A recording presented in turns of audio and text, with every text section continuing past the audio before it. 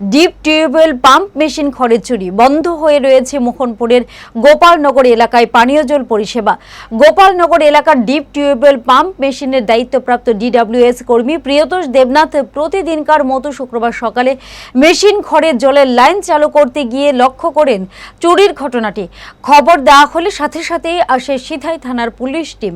চোরেরা দুইটি তালা ভেঙে মেশিন ঘরে প্রবেশ করে এবং ডিপ টিউবওয়েল মেশিনের একটি বহু মূল্যবান তার চুরি করে নিয়ে যায়, যার ফলে মেশিনের সাথে বিচ্ছিন্ন হয় বিদ্যুৎ সংযোগ এবং মুখ থুবড়ে পড়ে এলাকায় পানীয় জলের পরিষেবা।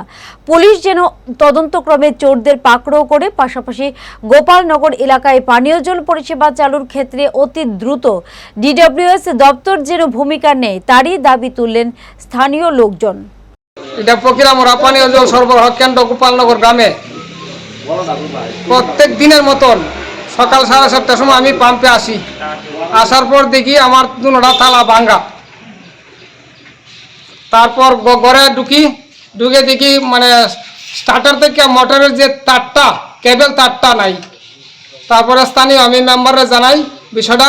মেম্বার গ্রামবাসী প্রত্যেকে দেখে জানে, শুনছে এবং তার প্রধানও জানাইছি আমি এবং থানাতেও জানাইছি। থানা লোয়া দেখছে, প্রশাসন দেখে গেছে, এলাকাবাসীও দেখতেছে, জানছে সব কিছু।